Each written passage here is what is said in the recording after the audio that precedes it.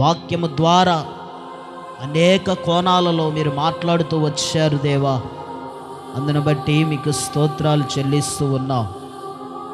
ఈ రాత్రి నుంచి ఈ గృహము దగ్గర నుంచి ప్రారంభిస్తున్న ఇంటింటి సువార్త కూడికలో ముగింపు వరకు యేసు నామమున నీ కృప మాకు తోడైయుండునుగాక.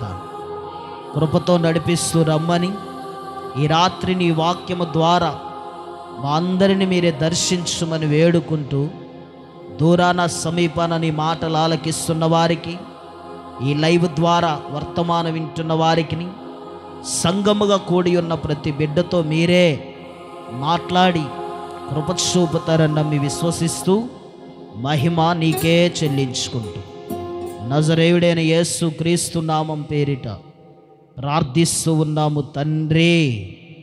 బిగ్గరగా ఆమేనని చెబుదాం. హల్లెలూయా. ప్రేమస్వరూపి అయిన యేసు క్రీస్తు నామం పేరిట ఈ రాత్రికాల సమయంలో మరి 2024వ సంవత్సరం డిసెంబర్ 8వ తారీఖు నుండి ప్రారంభించబడిన ఈ ఇంటింటి సువార్త కూడికకు కూడి వచ్చిన మీకును, ఈ కూడికను ఏర్పరచుకున్న వారి కుటుంబీకులకును, అలాగే ప్రతిరోజు లైవ్ ద్వారా ఈ వర్తమానాన్ని ఆలకించబోతున్న ప్రజలైన వారందరికీ యేసుక్రీస్తు నామం పేరిట నా హృదయపూర్వకమైన వందనాలు. అందరికీ వందనాలు. పరిశుద్ధ గ్రంథములో నుంచి కొన్ని మాటలను ఈ రాత్రికాల సమయంలో ధ్యానించుకుందాండి. యోహాను సువార్త 14వ అధ్యాయం. పరిశుద్ధ గ్రంథం ఉన్న వాళ్ళందరూ చక్కగా మీ పరిశుద్ధ గ్రంథాన్ని తీసి బైబిల్లో చెప్పబడుతున్న ప్రతి మాటను చూడటానికి ప్రయత్నం చేయండి.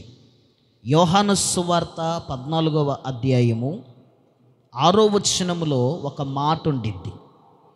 యేసు, నేనే మార్గమును సత్యమును జీవమును, నా ద్వారానే తప్ప ఎవ్వడునూ తండ్రి యొద్దకు రాడు. బిగ్గరగా స్తోత్రం చెబుదాండి. ఇంకా బిగ్గరగా చెబుదాండి. యేసుక్రీస్తు ప్రభుల వారు ఈ లోకములో తన పనిని ప్రారంభించటానికి వచ్చిన గడియ నుండి, ప్రారంభించిన దగ్గర నుండి ముగింపు వరకు కూడా ఆయన పనిని సంపూర్ణము చేసిన తర్వాత సమయము దగ్గరకు వచ్చింది. యేసుక్రీస్తు వారు ప్రభుల వారు ఆరోహణమయ్యే సమయం, శిక్షకు అప్పగింపబడే సమయం, ప్రజలందరి పాపముల నిమిత్తమై పాప పరిహార్థ బలిగా అర్పించబడాల్సిన సమయంలో యేసుక్రీస్తు ప్రభుల వారు ఈ లోకానికి ఒక మంచి స్టేట్మెంట్ ఇచ్చిండు. ఈ స్టేట్మెంట్ ఏమిటయ్యా అంటే, నేనే మార్గమునై ఉన్నాను. ఏమై ఉన్నాడు? నేనే మార్గమునై ఉన్నాను, నేనే సత్యమునై ఉన్నాను, నేనే జీవమునై ఉన్నానని యేసుక్రీస్తు ప్రభుల వారు తన ఎదురుగా ఉన్న జనసమూహానికి, ఈ లోకములో ఉన్న ప్రతి మానవాళికి కూడా ఒక మంచి స్టేట్మెంట్ని ఇచ్చిండు. ఈ రాత్రికాల సమయంలో ప్రారంభించబడిన ఈ ఇంటింటి సువార్త కూడిక ద్వారా ఈ 3 రోజుల కూడికలో నేను అందించబోయే మాటలు, ఒకటి నేనే మార్గము, 2వ రోజు నేనే సత్యము, 3వ రోజు నేనే జీవమును. ఈ రాత్రికాల సమయంలో నేనే మార్గమును ఎందుకు యేసుక్రీస్తు ప్రభుల వారు నేనే మార్గమునని చెప్పదలసి వచ్చింది? నేను మార్గమును అని ఎందుకు అంత ఖండితముగా, నిశ్చింతగా, అంత కరాఖండిగా ఆయన చెప్పాల్సి వచ్చిందయ్యా అంటే, చాలామంది ప్రజలు ఎన్నో మార్గాలను ఎంచుకొని ఉన్నారు. ఈ లోకమును మొదటిగా దేవుడు సృజించిన తర్వాత, భూమి యావత్తును సృజించిన తర్వాత, భూమిలో కావాల్సిన ప్రతిదీ సృష్టి యావత్తును ఆయన సృజించిన తర్వాత కొద్ది రోజులకు అసలు తాను సృజించిన ఈ భూమి మీద మానవులు ఎలాగున్నారా అని ఒకరోజు దేవుడు తొంగి చూశాడంట ఈ లోకమును. చూసినప్పుడు దేవుడు బాధపడే కోణములో ఈ లోకం అగపడింది, ఈ భూమి అంతా అగపడింది. ఎలాగపడింది దేవుని దృష్టికి అయ్యా అంటే, ఆదికాండము 6వ అధ్యాయము 12వ వచనంలో ఒక మాట ఉండిద్ది. అదేమిటంటే, దేవుడు భూలోకమును చూచినప్పుడు అది చెడిపోయి ఉండెను, భూమి మీద సమస్త శరీరులు తమ మార్గములను చెరిపివేసుకొని ఉండిరంట. యేసుక్రీస్తు ప్రభుల వారు నేనే ఎందుకు మార్గాన్ని అన్నాడంటే, వాస్తవానికి లోకం యావత్తును కూడా సృజించింది ఆయనే. సృష్టికర్త యావత్తు, సర్వమును సృజించిన సృష్టికర్త ఆయనై ఉన్నాడు. కాబట్టి సర్వమును సృజించిన తర్వాత, ఆయన పని ముగించబడిన తర్వాత కొద్ది కాలానికి తాను చేత ఏర్పాటు చేయబడిన మనుష్యులు ఎలా బ్రతుకుతున్నారా, తాను చేత సృజించబడిన మనుష్యులు ఎలా జీవిస్తున్నారా అని ఒకరోజు చూద్దాము అని చెప్పేసి ఆలోచన కలిగి, మంచి నిర్ణయముతో త్రిత్వములో ఏకమై ఉన్న తండ్రి, కుమార, పరిశుద్ధాత్మ దేవులు భూలోకమును చూసినప్పుడంట, భూలోకమంతా చెడిపోయి ఉన్నదంట. భూలోకము చెడిపోవటమే కాకుండా భూమి మీద ఉన్న సమస్త శరీరులు, అంటే ఒక కులము, ఒక మతము, ఒక జాతి, ఒక రంగు, ఒక భేదమైన వర్గము లేకుండా మానవుడు అని పిలువబడుతున్న ప్రతి మనుష్యుడు వారి మార్గాలను ఎలా చెరిపేసుకున్నారయ్యా అంటే, బహుగా చెరిపేసుకొని బ్రతికారు. ఇప్పుడు చెరిపేసుకున్న ఈ మానవుడిని మరలా పరిశుద్ధపరచాలంటే ఒక మంచి మార్గము తెలిసిన దేవుడైతేనే సరిచేయగలుగుతాడు. చెడిపోయిన మానవుడిని, చెడిపోయిన మనిషిని బాగు చేయాలి అంటే మరలా ఇదిగో ఒక వస్తువుని తయారు చేసిన వ్యక్తికి అది సాధ్యమైద్ది. ఇప్పుడు ఎవరికి సాధ్యమయ్యా అంటే, మనిషిని సృజించిన దేవుడు ఆయనై ఉన్నాడు. కాబట్టి భూలోకములో సమస్త శరీరులకు ఆధారభూతుడు ఆయనై ఉన్నాడు. కాబట్టి ఇప్పుడు చెడిపోయిన మానవుడిని ఒక మంచి మార్గములోకి తీసుకురావాలి అంటే ఆ మార్గము తెలిసిన వ్యక్తి అయితేనే ఆ మార్గములోకి మనిషిని తీసుకెళ్ళగలుగుతాడు. కాబట్టి చెడిపోయిన మనుషులను చూసిన దేవుడు మంచి ఆలోచన చేసిండు.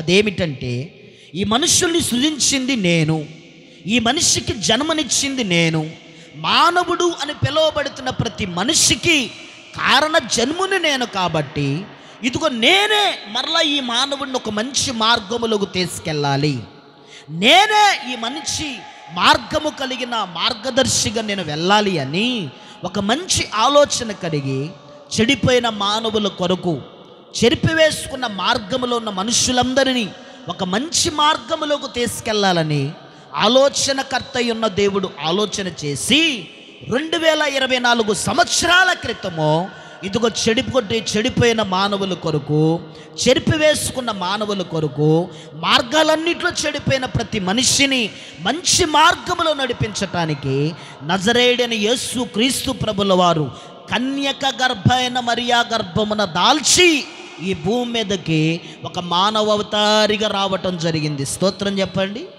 అందుకే ఇప్పుడు యేసుక్రీస్తు ప్రభులు వారు ఏమంటున్నారయ్యా అంటే, చెడిపోయిన మానవుడిని మంచి మార్గములో నడిపించాలి అని నేను వచ్చాను. కాబట్టి ఆ మార్గమునే నేనై ఉన్నాను. నేనే ఏమై ఉన్నానంటే way, I am a way. What is the way అంటే I am a truth way. నేనే మార్గమునై ఉన్నానని యేసుక్రీస్తు ప్రభుల వారు ఖండితంగా చెబుతున్నాడు. ఫర్ ఎగ్జాంపుల్, ఇంకా మీకు అర్థమయ్యేలా చెప్పాలంటే, ఈ ఫోన్ని బాగు చేయాలి అంటే ఈ టెక్నాలజీలో ఏ టెక్నాలజీతో ఈ ఫోన్ని, మొబైల్ ఫోన్ తయారు చేశారో, ఎంత టెక్నాలజీతో ఈ మొబైల్ ఫోన్ని పరికరమును వాడారో, ఒకవేళ ఈ ఫోన్ బాగు చేయాలి అంటే దీని గురించి తెలిసిన వ్యక్తి దగ్గరకు మాత్రమే తీసుకెళ్ళాలి, కానీ తెలియని వ్యక్తి దగ్గరికి తీసుకెళ్ళకూడదు. దీన్ని తెలియని వ్యక్తి దగ్గరికి ఎక్కడ కూడా ఈ మొబైల్ని మనం తీసుకెళ్ళటానికి వీలు లేదు.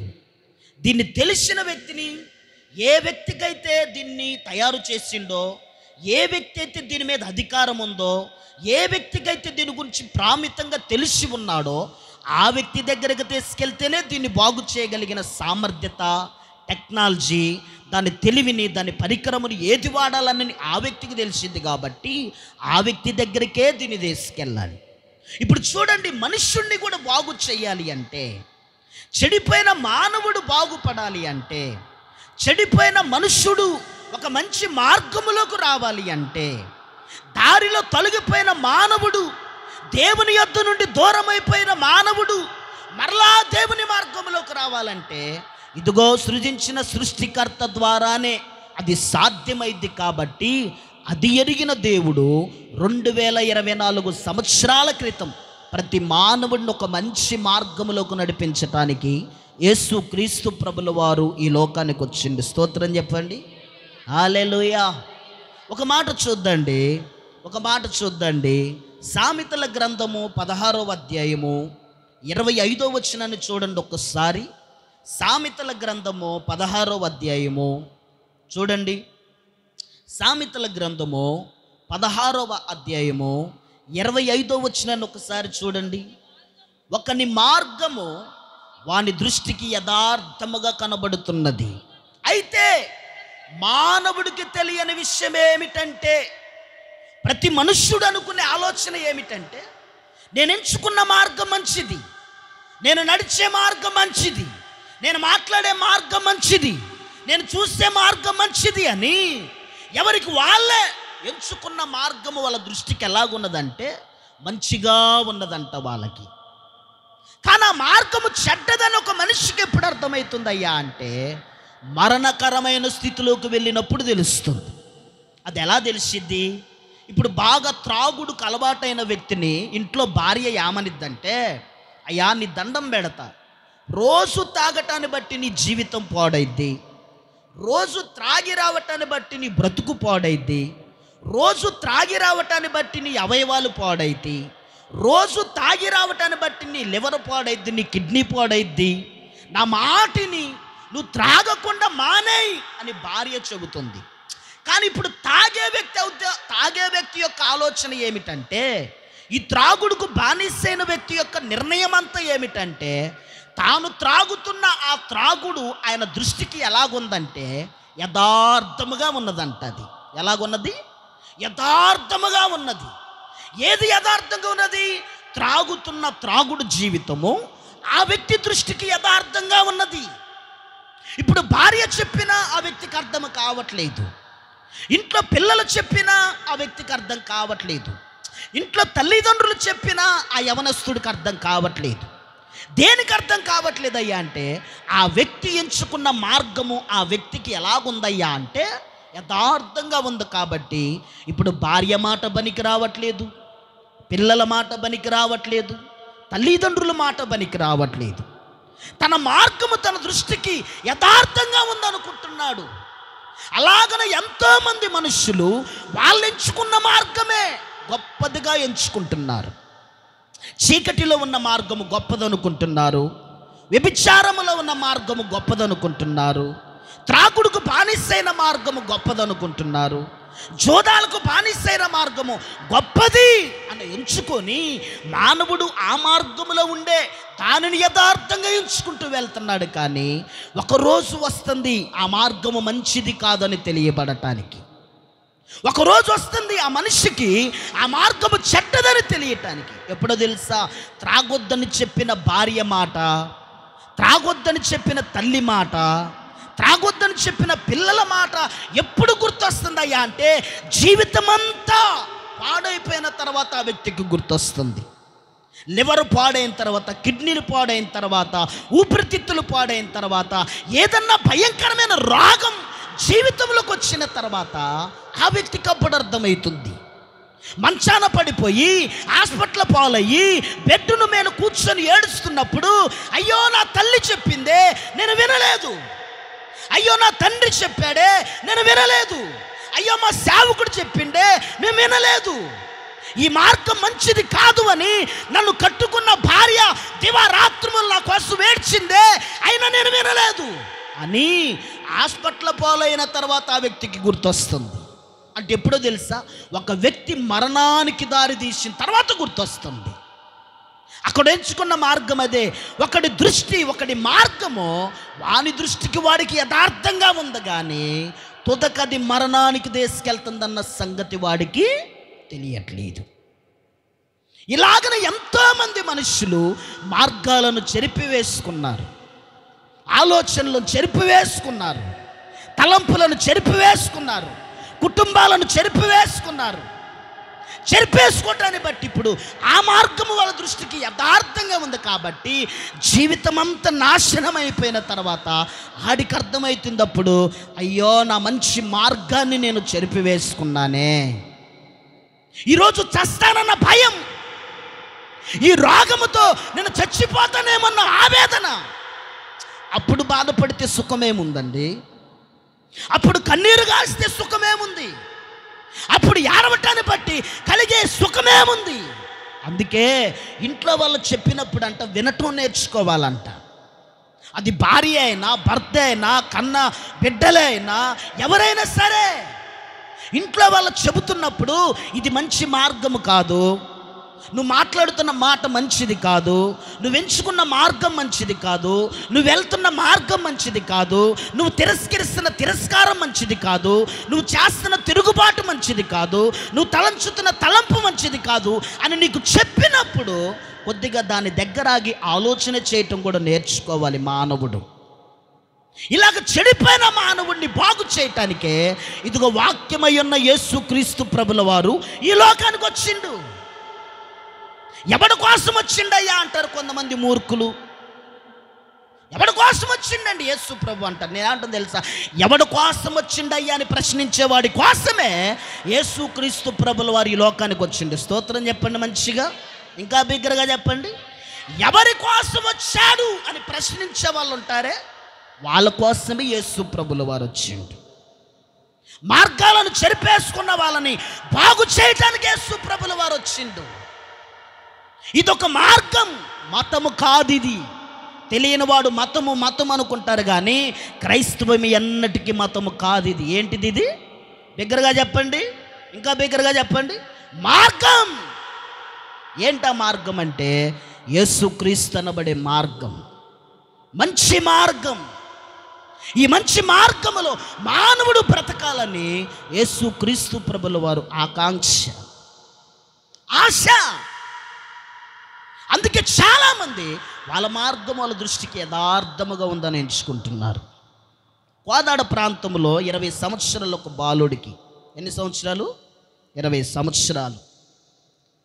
వాళ్ళ ఇంట్లో వాళ్ళు నమ్మి తనను కాలేజీకి పంపిస్తుంటే ఒక 2 సంవత్సరాల క్రితం జరిగిన సంఘటన మీకు చెబుతున్నా. మన కోదాడ ప్రాంతంలో తల్లిదండ్రులు కష్టపడి పనిచేసి, సరే మాకెటు చదువు లేదు, మా పిల్లలన్నా చదువుకొని గొప్పవారు కావాలి, మా పిల్లలన్నా ఒక ప్రయోజకులు కావాలి, మేమేమో అక్షరముఖం లేని వాళ్ళం అయిపోయిను, కనీసం మనము కష్టపడి మన పిల్లలను చదివిద్దామని తల్లిదండ్రులు బహుగా ప్రయాసపడి దివారాత్రములు ఏ పని అంటే ఆ పనికి, ఏ కాలం వస్తే ఆ కాలంలో పనికి పోయి, ఇంకా సిటీ కాబట్టి వాటిలో పనికి, వీధుల్లో పనికి, ఏవండి అంట్లు గడగటానికి, ఇలాగ ఎన్నో రకాల పనులు తల్లి చేసి ప్రయాసపడి ఒక కొడుకుని ఎలాగైనా గొప్పవాడిని చేసుకోవాలని తల్లిదండ్రులు కలగని వస్తున్న డబ్బంతా ఆ కుర్రోడికి పెడుతున్నారు.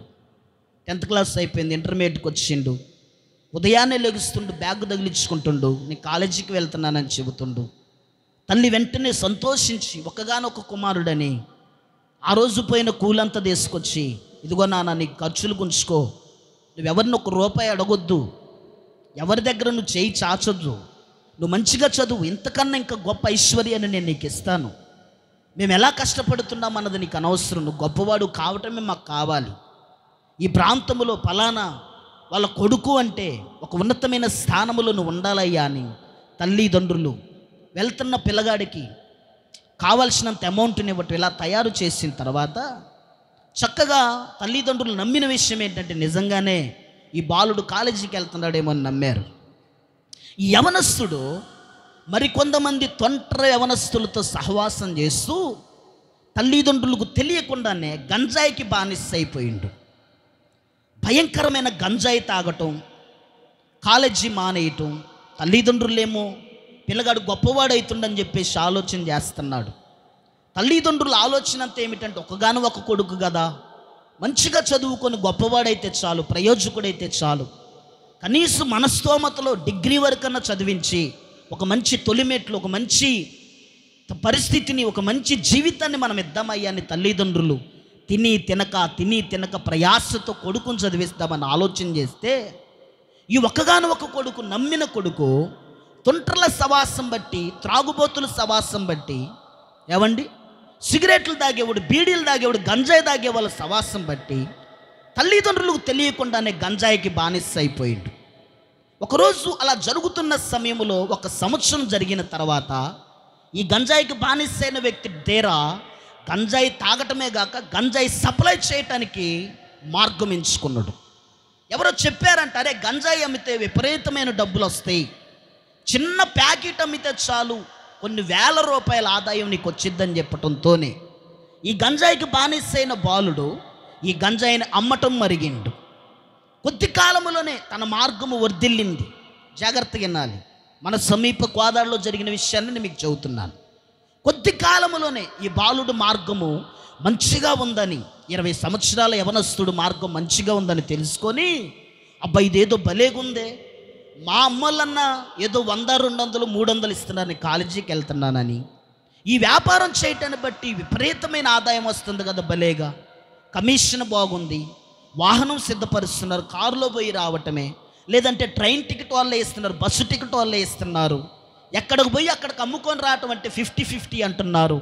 కొద్ది కాలంలోనే విపరీతమైన ఆదాయాన్ని ఈ కుర్రోడు సంపాదించిండు.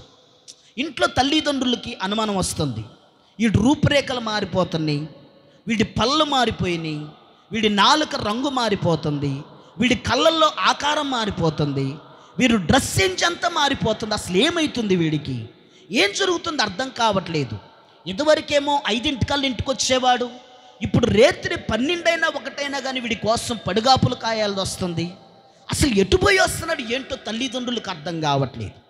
ఇప్పుడు తల్లిదండ్రులు ప్రశ్నిస్తేనేమో తల్లిదండ్రుల మీద కోపడుతున్నాడు, నేనేమన్నా చిన్నపిల్లగాడినా, నాకు తెలియదా, నాకు వయస్సు రాలేదా, నేను చదువుకోలేదా, ఏదో స్నేహితులతో కొద్దిసేపు రోడ్డు మీద కూర్చొని వస్తాను, ఏదో స్నేహితులతో కొద్దిసేపు మాట్లాడొస్తాను, నేను ఎక్కడికి వెళ్తానని మీరు అంతగా ఆతృత పడుతున్నారని తల్లిదండ్రుల మీద కోపపడటం, అసహించుకోవటం, తల్లిదండ్రులు అవసరమైతే కొట్టడానికి కూడా దారితీస్తున్నాడు. ఇలాగ కొద్ది కాలం గడిచిన తర్వాత మీరు నమ్మరు కానీ పోలీస్ స్టేషన్ నుండి అనుకోకుండా తల్లిదండ్రులకు ఫోన్ వచ్చింది. మన బస్ స్టాండ్ ఎదురుగున్న పోలీస్ స్టేషన్ నుండి అనుకోకుండా తల్లిదండ్రులకు ఫోన్ వచ్చింది.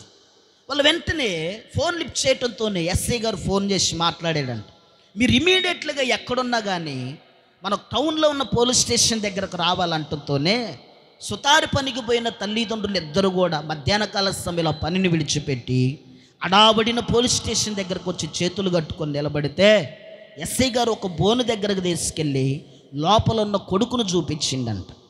ఇప్పుడు చూడండి, కాయా కష్టము చేసుకొని పెంచిన తల్లిదండ్రులు ఒక్కదాటిగా ఒక కొడుకై ఉన్న కుమారుడిని జైల్లో చూడటంతో ఇప్పుడు తల్లిదండ్రులు కుప్పకూలిపోయారు. జైల్లో ఉన్న కుమారుడిని చూడటంతోనే తల్లి అక్కడికక్కడే చనిపోయింది. జైల్లో ఉన్న కుమారుని చూడటంతో తల్లి అక్కడికక్కడే హార్ట్ అటాక్ వచ్చి చనిపోయింది. తండ్రి భయంకరమైన వేదనకి గురైపోయాడు. తీరా ఎస్ఐ గారు చెప్పిన విషయం ఏమిటంటే, వీడి వయసు 20 సంవత్సరాలే కానీ వీడు చేస్తున్న వ్యాపారము ఈ భూమి మీద ఎవడు చేయలేనంత గొప్ప వ్యాపారం చేస్తున్నాడు. వీడు భయంకరమైన వ్యాపారం, గంజాయి వ్యాపారాన్ని చేస్తున్నాడు. వీడి జీవితమేమో పైకి మీకు అలా అగపడుతుంది కానీ స్మగ్గర్ల క్యారెక్టర్ చెందినవాడు వీడు అని ఎస్ఐ గారు చెప్పటంతోనే ఆ తల్లి చనిపోయిందండి. వాడికి అప్పుడు ఎంత బాధ కలిగిందో తెలుసా. జైల్లో వాడున్నాడు, జైలు బయట తల్లి చనిపోయింది, తల్లిని చూసుకుంటున్న భర్త రోధించి ఏడుస్తున్నాడు.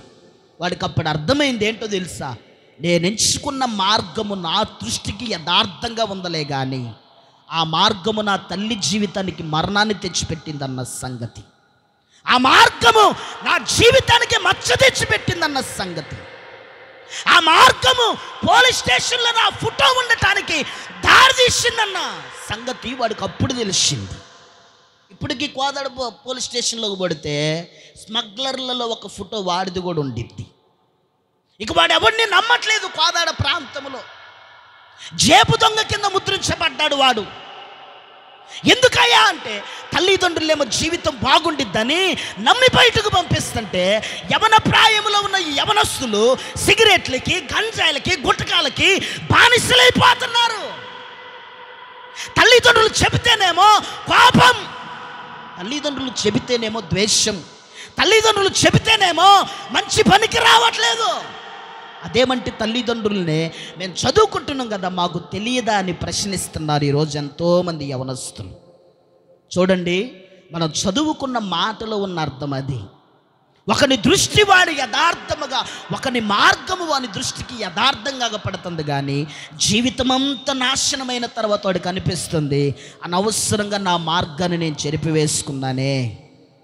కాలేజీలో డిపార్ట్ చేసేసారు వాడిని, వాడు సర్టిఫికెట్లన్నీ మహాన ఇసిరేశారు.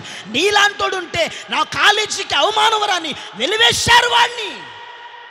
ఎక్కడా కూడా చేర్చుకోవట్లేదు ఇక వాడిని, ఎవరు పలకరించట్లేదు. మరొక ఇద్దరు స్నేహితులు వెళ్ళి స్నేహం చేద్దామంటే మిగతా తల్లిదండ్రులు వాడిని ఇంటికి కూడా రానివ్వట్లేదు. ఎందుకో తెలుసా? వాడి మార్గము వాడి దృష్టికి యథార్థంగా ఉందలే, కానీ చెడిపోయిన తర్వాత తెలిసింది ఇది దిక్కుమాలిన మార్గము, పనికిమాలిన మార్గము అని. ఈరోజు చాలామంది యవనస్తులు అనుకుంటున్నారు కదా, నేను సిగరెట్ తాగితే నేను గొప్పవాడిని, నేను మందు తాగితే 2 క్వార్టర్లు తాగి ఇంటికి వెళితే నా తల్లిని కొడితే నా తండ్రిని కొడితే నేను గొప్పవాడిని అనుకుంటున్నారు చాలామంది యవనస్తులు. లేదంటే ఎవరినో కట్ట ప్రేమించి వివాహం చేసుకుంటే నేను గొప్పవాడిని లేదా గొప్పదాన్ని అనుకుంటున్నారు చాలామంది. జీవితం ఎప్పుడు అర్థమైద్దయ్యా అంటే, ఒక నష్టకరమైన పరిస్థితిలోకి వెళ్ళిన తర్వాత అబ్బా నేను ఎంచుకున్న మార్గం ఇంత చెడ్డదా అన్నది అర్థమైద్దన్నమాట. కాబట్టి యేసుక్రీస్తు ప్రభుల వారు రావటానికి గల కారణం ఏంటో తెలుసా? మార్గాలు చెడిపోయిన వారికి మార్గమును చూపించడానికి యేసుక్రీస్తు ప్రభుల వారు వచ్చిండు. స్తోత్రం చెప్పండి. ఇదొక మంచి మార్గం, ఇదొక మతము కాదు. తెలియని వాడు మతం, తెలిసిన వాడికి ఇది మార్గం. ఏంటా మార్గం అంటే మంచి మార్గము. స్తోత్రం చెప్పండి.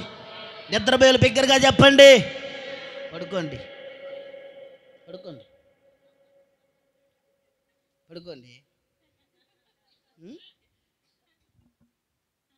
ప్రశ్నించలే, కళ్ళు మూసుకొని చెబుతుండ. ఆయన ఏందో అసలు లాగెత్తడానికి స్టార్ట్ చేసిండుగా, ఇక మామూలుగా ఉండదు దుమ్మ. మీరు అనుకుంటున్నారు మీకు పరీక్షలు ఎదురైతే అన్న సంగతి మీకు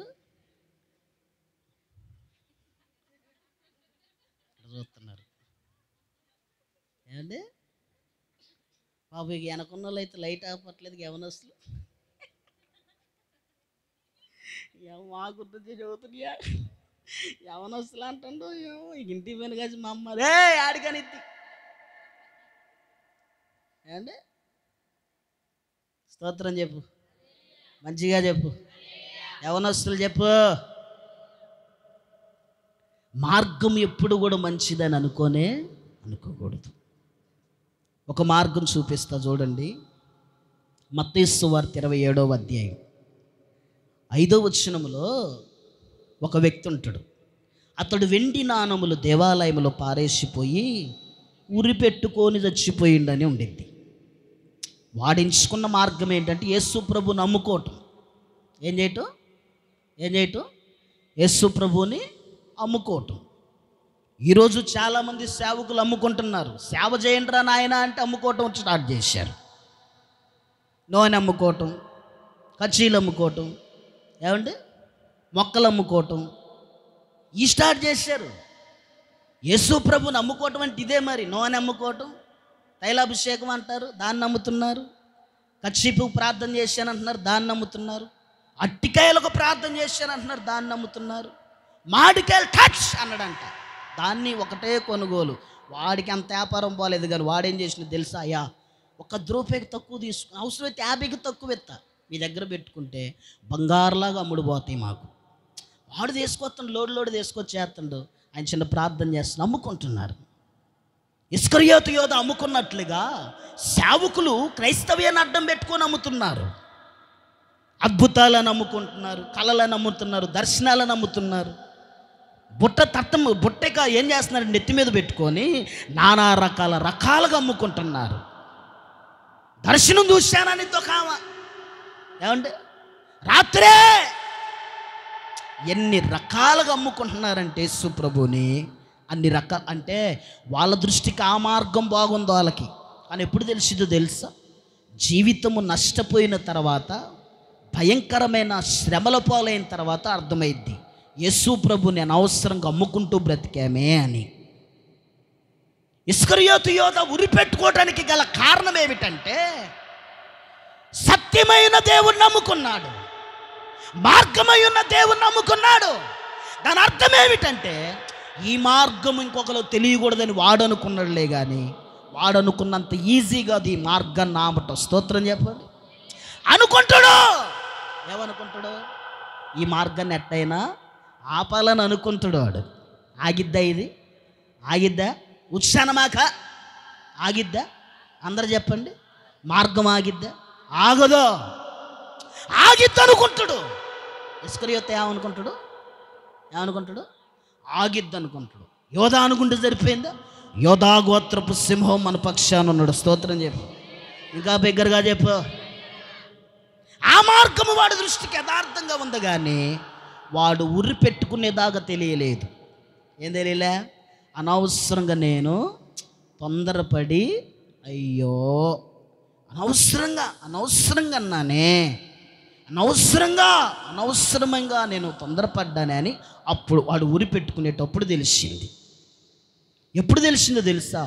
39 కొరడా దెబ్బలు యేసు ప్రభుల వారిని అలా దూలానికి కట్టేసి కొడుతుంటే, నిర్మలమైన హృదయము పరిశుద్ధమైన రక్తము కింద పడుతుంటేనంట, అది అప్పుడు అంటాడు కదా, నిరపరాధ రక్తమును అనవసరంగా నేను అప్పగించానని.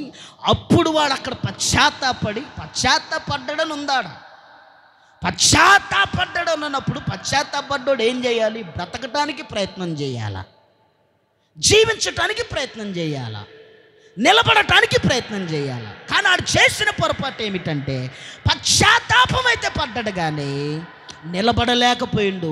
ఇంటికి వెళ్ళిపోయిండు. వెంటనే ఉరి పెట్టుకొని చచ్చిపోయిండు.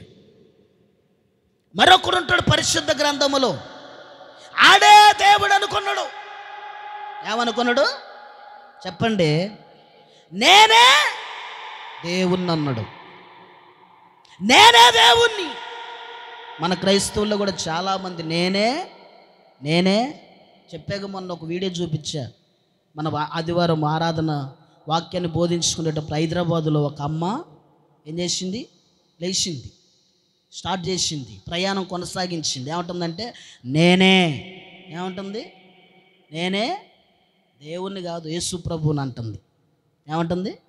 యేసు ప్రభు ఆల్రెడీ చెప్పిండు, అంత్య దినాలలో అనేకులు నా పేరట వస్తారు, అబద్ధ బోధకులు వస్తారు, నేనే క్రీస్తునని చెప్పేవాడు కూడా వస్తాడు. మొన్నే మల్లెపల్లి పోయినప్పుడు తిమోతి ఒక అయ్యగారిని చూసిండు. జొలపాలు ఏడదా పెంచుకొని చూసినవుగా. ఒకటే ప్రశ్న ఎత్తున్నా, ఆయన ఏందా ఆట పెంచుకుంటా అంటే ఆయన చూస్తే యేసు ప్రభులాగే ఉన్నాడు.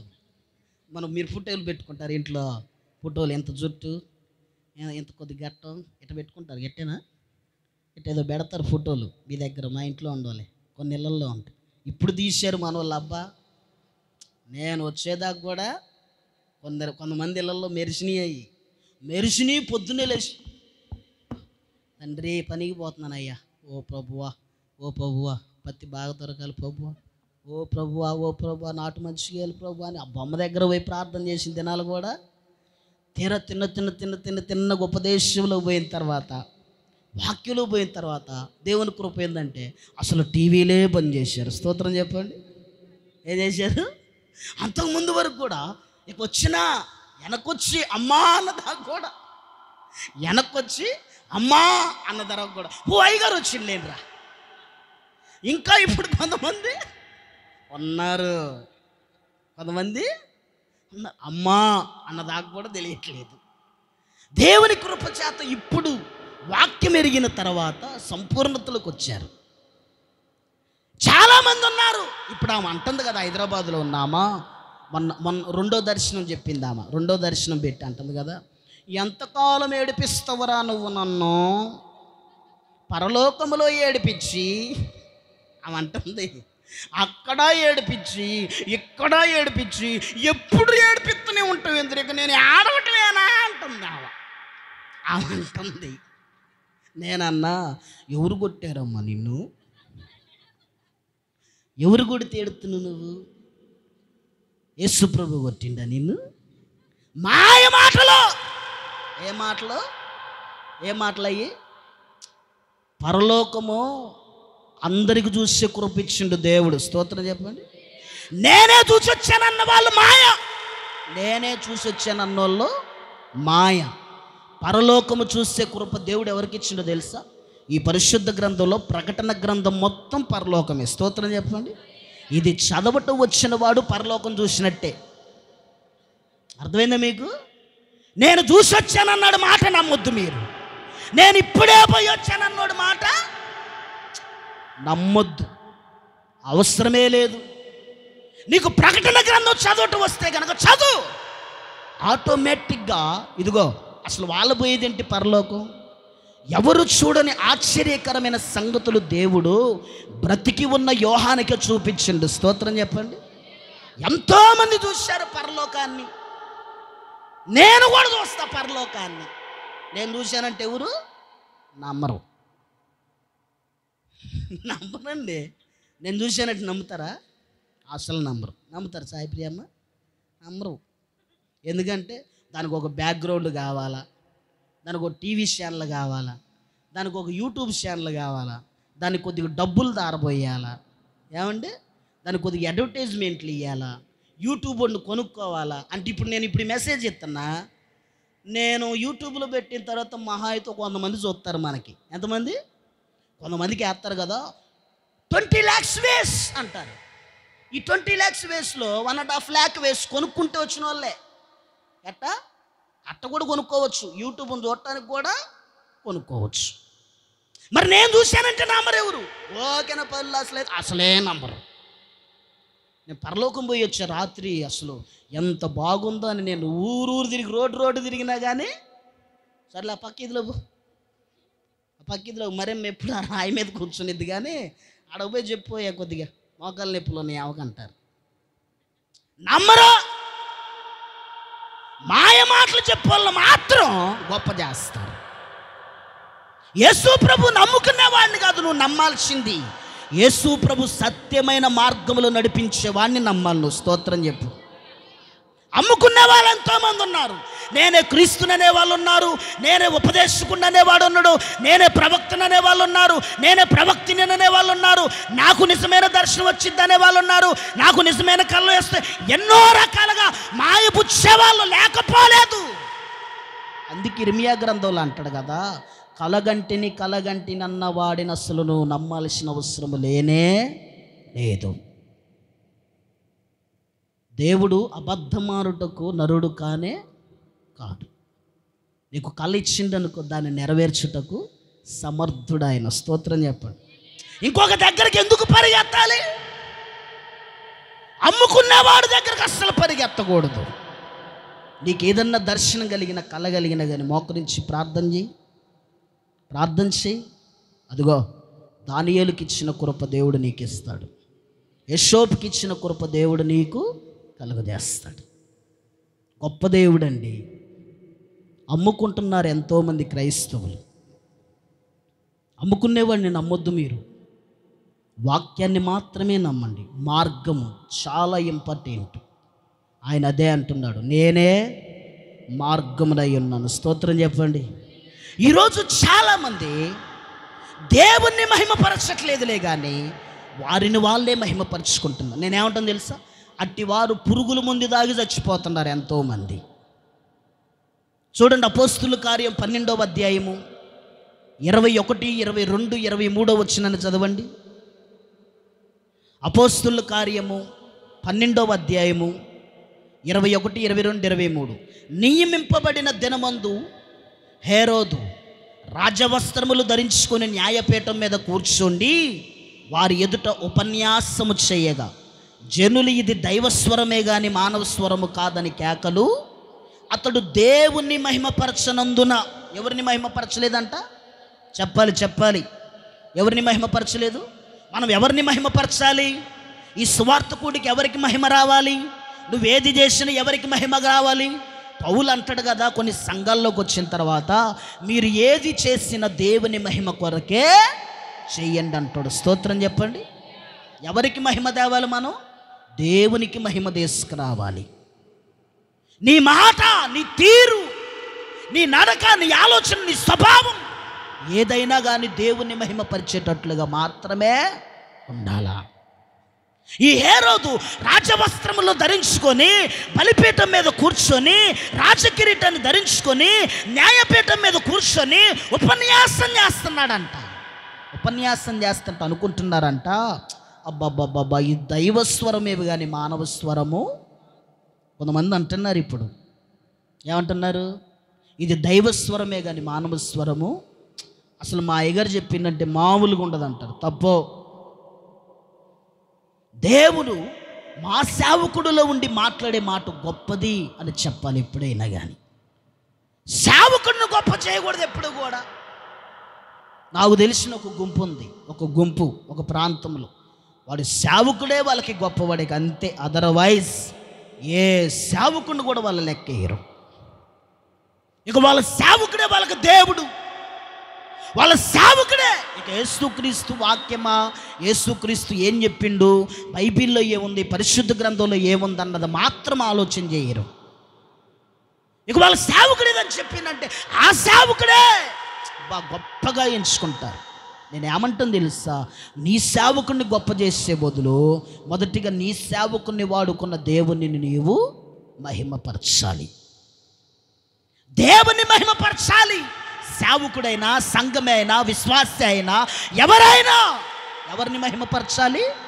గట్టిగా చెప్పాలి, దేవుని మహిమపరచాలి.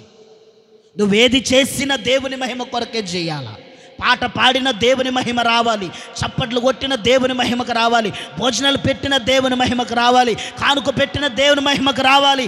ఇదిగో నీ ఇరుగు పొరుగు వారితో మాట్లాడినా, సంఘములో మాట్లాడినా, సేవకుడితో మాట్లాడినా, నువ్వు స్నేహభావంతోనే ఉన్నా దేవునికి మహిమ తెచ్చే కార్యమే నువ్వు చెయ్యాలా. మనుష్యులు మెచ్చుకునేటట్లుగా కాదు నువ్వు బ్రతకాల్సింది. మనుష్యులు ఘనత కోసం ఎన్నో చేస్తూ ఉంటారు. కొంతమంది ఏం చేస్తారు, ఎన్నో చేస్తారు. అది మనుష్యుల వలన కలిగే ఘనతే గాని ఇంకొకటి కాదు. ఒక విషయం చెబుతా చూడండి.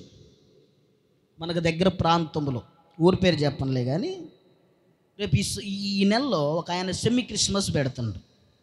ఏ క్రిస్మస్ చెప్పాలా? అందరూ చెప్పండి. వచ్చుగా పేరు, ఏ పేరు? Semi Christmas. ఎంత ఖర్చు పెడుతుందంటే 3 లక్షలు. ఎంత? 3 లక్షలు.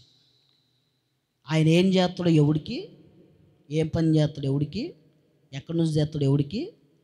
నాకు తెలిసిన తర్వాత నేను ఒక ఆయన్ని అడిగా, ఆయన ఏం చేస్తాడంటే, ఏం చేస్తాడో మాకు తెలియదు. ఏ ఊరైంది? మా ఊరే. ఏం చేస్తాడో మరి అతని మాట ఎలా ఉండిద్దంటే, 100 మాటలు మాట్లాడతాడు, 100 మాటలు 70 మాటలు అబద్ధాలు ఉంటాయి, 30 మాటలు నిజాలు. నేను అన్నా, అట్టయితే 3 లక్షలు తెస్తాడు అటు. ఎట్టా 3 లక్షలు తెస్తాడు. ఇప్పుడుకి ఎంత అప్పు ఉంది ఆయనకని చెప్పేసి ఆరాధిస్తే దగ్గర ఒక 5 లక్షలు అప్పు ఉంది. ఎంత ఉంది? 5 లక్షలు.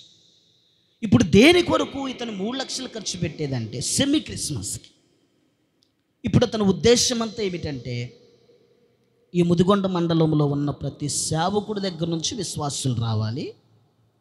వేరే పెద్ద సేవకుడిని మాట్లాడిండు, టీవీలో వచ్చే సేవకుడిని మాట్లాడిండు ఆయన. కొంతమంది పోతారు, ఈ ఊరిలో కూడా పోతారు. అట్లాంటి పోస్టర్లు ఎత్తే పోయేవాళ్ళు చాలామంది ఉన్నారు ఈ ఊర్లో, మన ఊర్లో కూడా ఉన్నారు.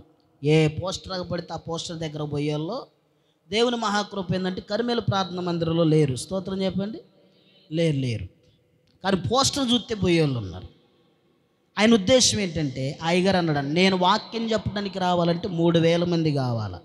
ఎంతమంది? 3,000 మంది. ఇప్పుడు ఈ 3,000 మందిని గ్యాదర్ చేయడానికి ఆ 3 లక్షలు. అర్థమైందా మీకు? ఈ 3,000 మంది దగ్గర నుంచి ఘనత తెచ్చుకోవటానికి 3 లక్షలు. అసలు ఆ వ్యక్తి ఎవరు ఆ ఊర్లో సగం మందికి తెలియదు. కనీసం ఈ ముదిగొండ మండలంలో ఉన్న సేవకుల్లో కూడా ఒక 5 పాస్టర్లకు కూడా ఆ వ్యక్తి తెలియదు. ఎలా సాధ్యమైద్దయ్యా అంటే, నేనే క్రీస్తునని చెప్పుకునే సాతానుగాడు వస్తుడు, వాడు చేస్తాడు, వాడు కంపల్సరిగా ప్రయత్నిస్తూ ఉంటాడు. మనుష్యుల ఘనత కోసం పరిగెత్తే వాళ్ళు ఎంతోమంది ఉన్నారు. దేవుని మహిమపరచకుండా మనుష్యుల ఘనత కోసం ఒక ముద్ద బో పెడితే మమ్మల్ని మెచ్చుకుంటారు, ఒకరోజు ప్రార్థన పెడితే మాకు మంచి పేరు వచ్చింది. బా పలానోళ్ళు పలానా అమ్మగారిని పలానా అయ్యగారిని పలానా సేవకుడు తెచ్చి మాటలు చెప్పేస్తుంటే అసలు ఎంత బాగుందని చెప్పేసి ఘనత మాకు వచ్చింది, పేరు మాకు వచ్చింది, ప్రఖ్యాతులు మాకు వస్తాయి అనే మనుషులు ఘనత కోసం ప్రయాసపడే వాళ్ళు చాలామంది ఉన్నారు భూమి మీద. ఇప్పుడు హేరోదు అనబడిన వాడు తన మహిమ కొరకే చూసుకున్నాడు కానీ తనను బ్రతికిస్తున్న దేవుని మహిమను కోరలేదు, దేవుని మహిమపరచలేదు. కాబట్టి ఇప్పుడు ఇతని జీవితం అంతా ఏమైందయ్యా అంటే అక్కడ ఒకసారి చూడండి, ఆ కింద 23వ వచనములో, అతడు దేవుని మహిమపరచనందున వెంటనే ప్రభువుదూత అతను మొత్తెను గనుక పురుగులు పడి ప్రాణము విడిచెను. దేనికి ఈరోజు బలహీనులైతున్నారు? వాళ్ళ ఘనత కోసం పరిగెడుతున్నారు, వాళ్ళ గొప్పతనం కోసం పరిగెడుతున్నారు. వాళ్ళ జీవితం బాగుంటే చాలు, ఇంట్లో వాళ్ళు ఎటన్నా జావని,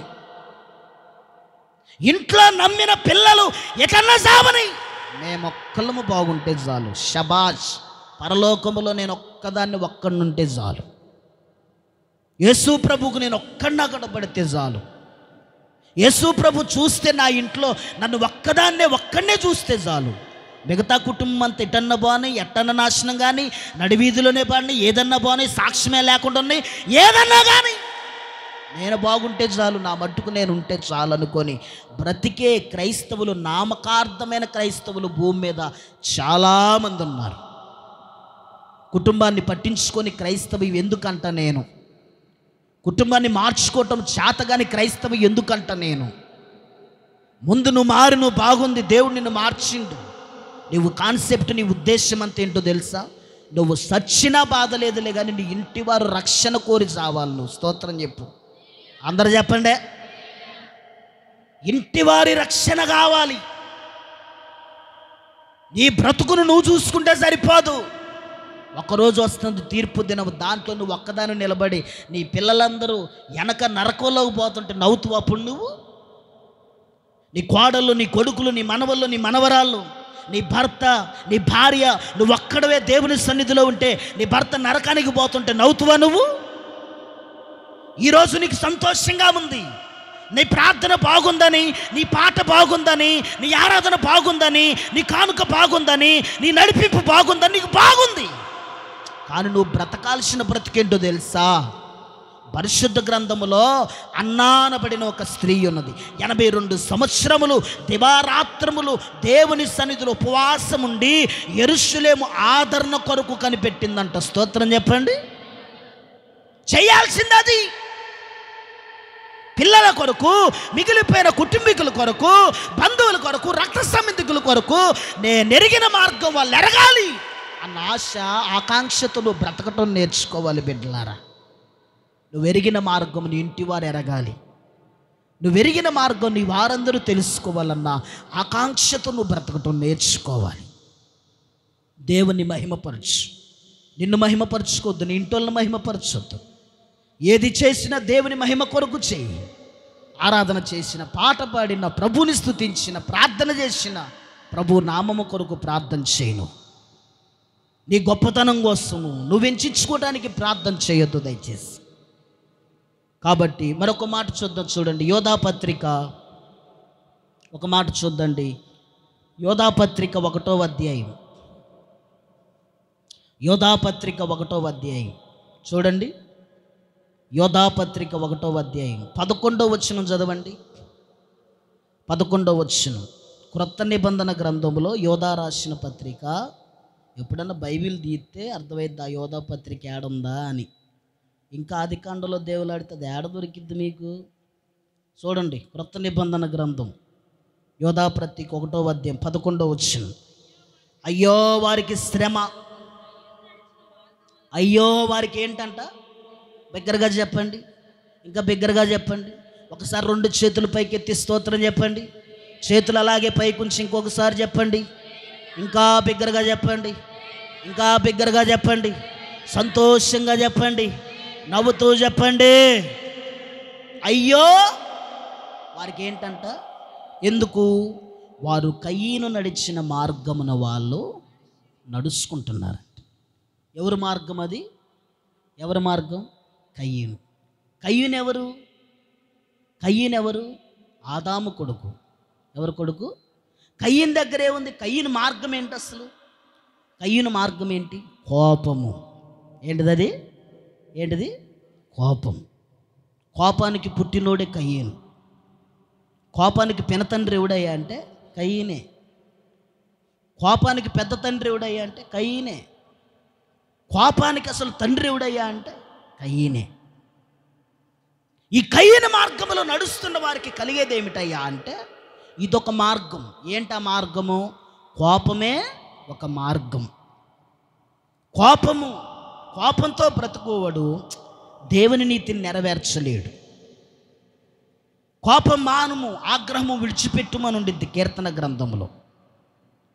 చిన్నదానికి పెద్దదానికి కోపం తెచ్చుకొని ఇష్టానుసారంగా బ్రతికితే ఆ కోపం వలన కలిగేదేంటో తెలుసా?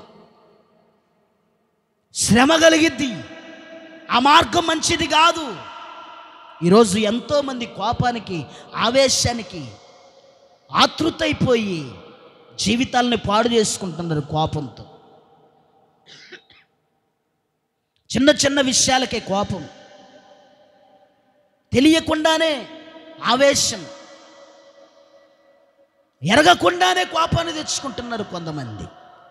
ఇది కయ్యూను నడిచిన మార్గం. ఈ మార్గము మంచి మార్గం కాదు. అది శ్రమను తీసుకొచ్చి పెట్టింది.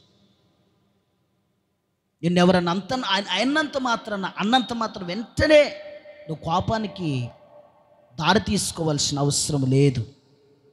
వెంటనే కోపపడి అనరాని మాటలు అనాల్సిన అవసరం లేదు. వెంటనే నువ్వు కోపాన్ని తెచ్చుకొని సాక్ష్యాన్ని నువ్వు కోల్పోవాల్సిన అవసరం లేదు. ఆ మార్గం మంచిది కాదు. ఆలోచన మంచిది కాదు. ఆ నడవడిక మంచిది కాదు. ఆ తీర్మానం మంచిది కాదు. అది ఎవరి మార్గం అయ్యా అంటే కయ్యూను మార్గం. అది ఏ మార్గం? అది కయ్యూను మార్గం. కోపడేవాడిని కోపపరుడు అనాల్సిన అవసరం లేదు. కయ్యూనుకు తమ్ముడు అంటే చాలే, వాడికి అర్థం కాదు. ఏమనొచ్చు? కయ్యూనుకి చెల్లెలు, కయ్యూనుకి తమ్ముడు అంటే అర్థమైపోయింది. మనకు అర్థమైంది, వాడికి అర్థం కాదుగా. కయ్యూనెవడు? కోపమును, కోపానికి కారకుడు. ఇంకోటి ఏందో తెలుసా? కయ్యూను మార్గము మంచిది ఇవ్వటం చేతగానివాడు. దేవునికి ఇచ్చే విషయంలో మంచిది ఇవ్వటము చేతగానివాడు. మంచిదేమో తన కొరకు పెట్టుకున్నాడు, పనికిరానిదేమో దేవుని దగ్గరకు తీసుకొచ్చిండు. ఇదొక మార్గాన్ని ఎంచుకుంటారు కొంతమంది. ఇదే మార్గము పోయే మార్గం. దేవుడు అన్ని విధాలుగా ఆశీర్వదించిన తర్వాత మళ్ళీ ప్రార్థన ఎలా ఉంటుందో తెలుసా? ఏమిచ్చినా నీ రుణము నేను చెప్పండి, లేనయ్యా. ఎన్ని మేలులు చేసిను ప్రభువా, ఎన్ని కార్యాలు, ఎన్ని అద్భుతాలు. ఆ ప్రార్థన చేస్తుంటే పరలోకంలో పునాదులే వదులుతాయి. మళ్ళీ ఇచ్చే దగ్గరకు వచ్చేపాటికే మాత్రము కయ్యూను మార్గాన్ని తీసుకొచ్చి పెట్టుకుంటారు. మంచిదేమో మనకి, చెడ్డదేమో దేవునికి. విలువైందేమో మనకి, విలువ లేనిదేమో దేవునికి. ఈ మార్గం మంచిది కాదు. ఈరోజు చాలామంది క్రైస్తవులు ఆ మార్గాన్ని ఎంచుకుంటున్నారు. జాగ్రత్త, అది సరైన మార్గం కాదు. మంచి మార్గం ఏంటో తెలుసా? హేబేలు మార్గము శ్రేష్టమైంది. స్తోత్రం చెప్పండి, మంచిగా చెప్పండి.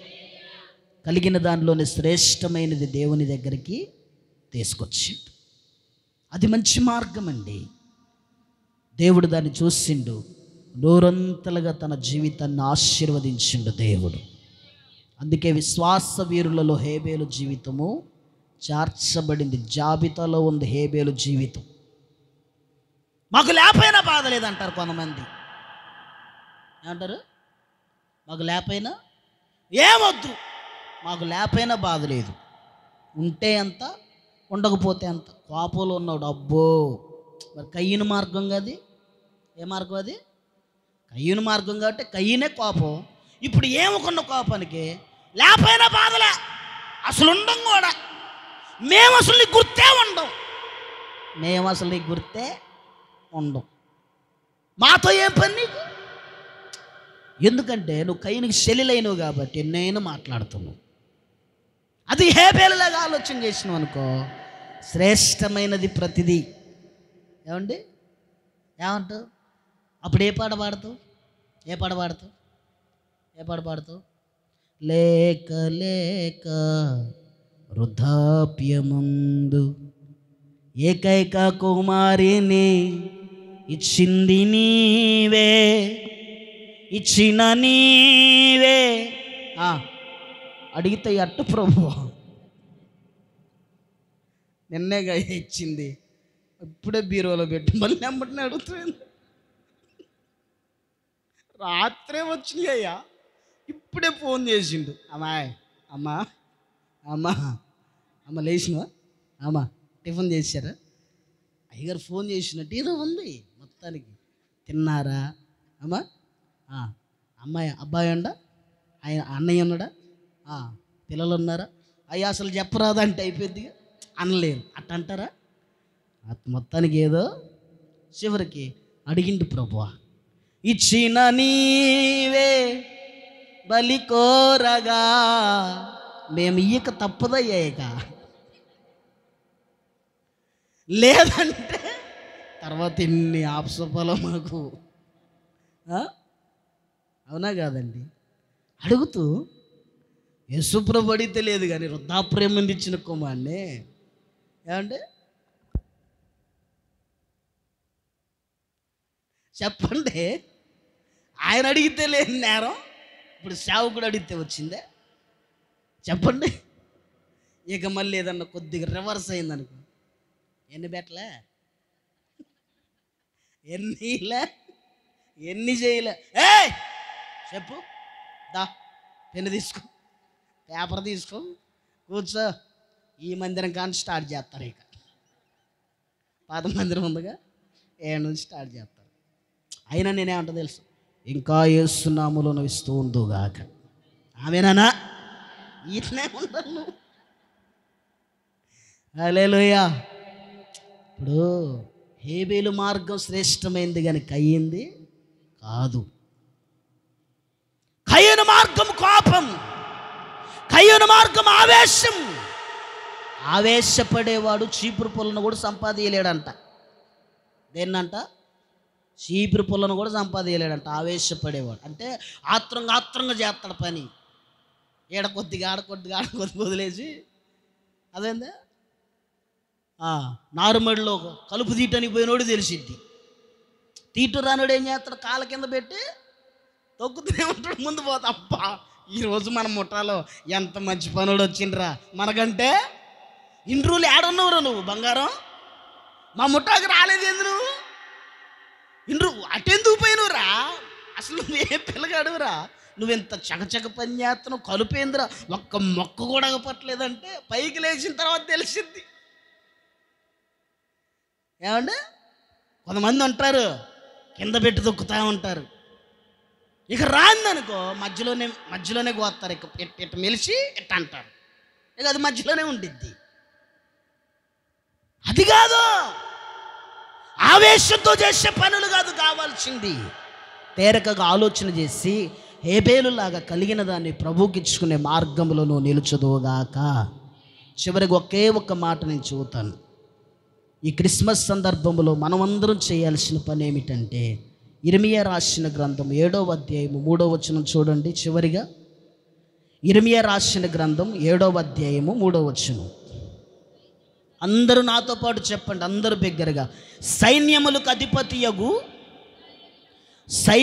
అధిపతియగు ఇజ్రాయేలు యొక్క దేవుడునగు యెహోవా ఇలాగు సెలవిచ్చుచున్నాడు, నేను ఈ స్థలమున మిమ్మును నివసింపజేయునట్లు మీ మార్గములను, ఈ మాట బిగ్గరగా చెప్పాలి, మీ మార్గములను, మా మార్గములను, నా మార్గములను, నా భర్త మార్గములను, నా పిల్లల మార్గములను, మా క్రియలను నిశ్చయముగా ఈ డిసెంబర్ మాసములో దిద్దుకొందుముగాక.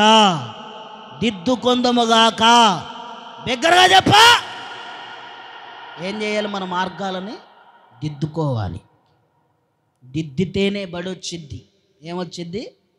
దిద్దితేనే దిద్దకుండా హోంవర్క్ ఇచ్చిన తర్వాత టీచర్ ఇచ్చిన తర్వాత పలక బ్యాగ్లో పెట్టుకొని ఇంటికి వచ్చి శుభ్రంగా తిని పడుకుంటే చదువు వచ్చిద్దే రాదు.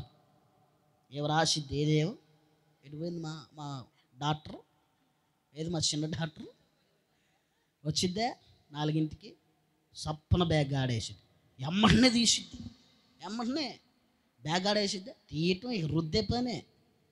మరి కొద్దిగా ఇంటికి వచ్చినాం, తిందాం, సాపటు ఉండిద్ది, పానీయం తీసుకున్నాం, షాయి తీసుకున్నాం, అయ్యే వస్తాయి. మరి ఆమెకు తెలుసు నేను రాసుకుంటే ఆమె తెచ్చిచ్చిద్ది, ఆయనే పెడతాడు. రాత్రి వండర్ఫుల్ విషయం ఏంటంటే నేను మెసేజ్ ప్రిపేర్ అవుతుంటే ఆమె భోజనం వేసుకొచ్చి నాకు భోజనాన్ని కలిపెట్టింది. నేను మెసేజ్ ప్రిపేర్ అవుతుంటే నేను చాలా బిజీగా ఉన్నా రాత్రి, అప్పుడు 9 అయింది, ఏం గారు పనిలో ఉన్నది, ఇక చూస్తుంది మమ్మీ బయట ఉంది, డాడీ ఏం మెసేజ్ ప్రిపేర్ భోజనం చేయలేదు ఎలాగని దబా ఆమె మళ్ళీ పెద్ద ఆవుదాము పెట్టుకొని తినేస్తుంది, ఆవుదాము సేకరిస్తుంది. ఏమి నన్ను కనిపెట్టింది. ఇక నేను బైబిలు ట్యాబ్ తీసుకొని మెసేజ్ ప్రిపేర్ అవుతుంటే ఏమనుకున్నది ఏందో ఇంట్లోకి పోయింది, ప్లేట్ తీసుకుంది, భోజనం పెట్టుకొచ్చింది, శుభ్రంగా బెడ్ మీద కూర్చొని కలిపి ఏమండి చక్కగా నేను మెసేజ్ ప్రిపేర్ అయ్యేంతసేపు మళ్ళీ డిస్టర్బెన్స్ చేయట్లే, ఇంత కూడా డిస్టర్బెన్స్ చేయట్లే, ఇట్లా కలుపుతుంది, నోట్లో పెడుతుంది, మెసేజ్ ప్రిపేర్ అవుతున్నా, తన పని తాను చేసుకున్నది. నాకు మంచినీళ్ళు తీసుకొచ్చి మళ్ళీ శబ్దం కాకుండా నిదానంగా మంచినీళ్ళు తీసుకొచ్చి పక్కన పెట్టింది, మెదలకుండా పోయి పడుకుంది. స్తోత్రం చెప్పండి. ఏమండి శ్రేష్టమైన మార్గాలు నేర్పాలి, నేర్చుకోవాలి, దిద్దుకోవాలి. క్రిస్మస్ అంటే మన మార్గాల్లో ఉండి ఆ మార్గంలో పోయేది కాదు, మన మార్గాలను మార్చుకోవటమే క్రిస్మస్. లేని మార్గాలను సంపాదించడం కాదు క్రిస్మస్. లైవ్లో ఉన్నోళ్ళైనా సరే మన మార్గం ఏదైతే దేవుని దృష్టికి విరోధంగా ఉన్నదో, మన క్రియలు, మన మార్గములు, ఆ మార్గాన్ని, ఆ క్రియలను దిద్దుకోవని ఈ రాత్రికాల సమయంలో నేనే మార్గమై ఉన్న యేసుక్రీస్తు ప్రభుల వారు మనకు సెలవిస్తున్నాడు. అటువంటి శ్రేష్టమైన మార్గములు నిశ్చయంగా మనం నడుచుకుందాముగాక. హల్లెలూయా. ప్రార్థన చేసుకుందండి.